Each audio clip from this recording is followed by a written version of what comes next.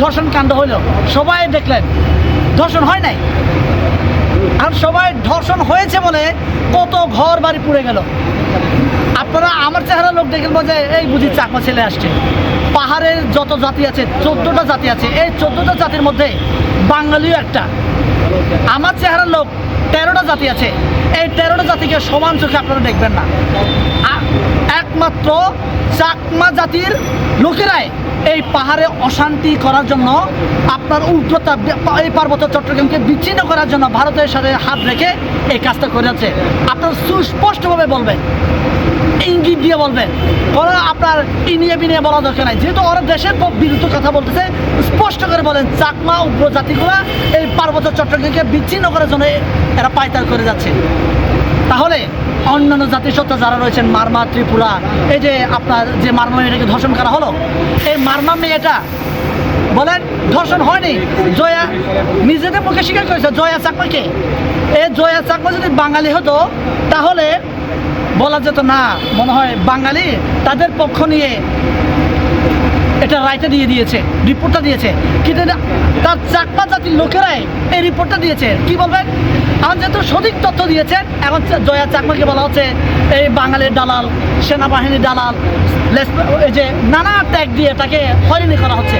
আর ভাই দেশের পক্ষে কথা বলে আমাকে যদি বলা হয় বাংলাদেশের দালাল বা বাঙালির দালাল, এই বাঙালি তো আমার ভাই, আমি তো আপনাদের ভাই, তাই না?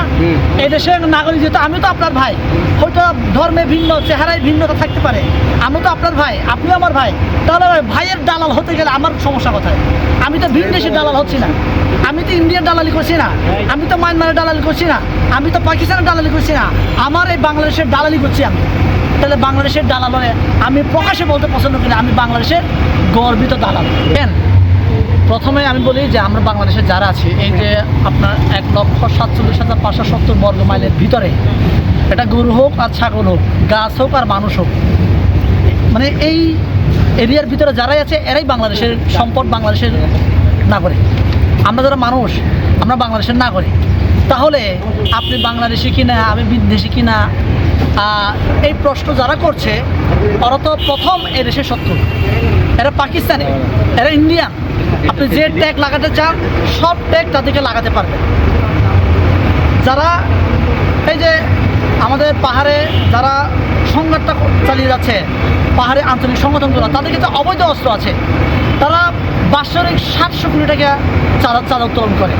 ওরা মুখে বলে আপনার পার্বত্য চট্টগ্রামের সংখ্যালঘু জাতিদের জন্য তারা কাজ করে, কিন্তু কতটুকু কাজ করে?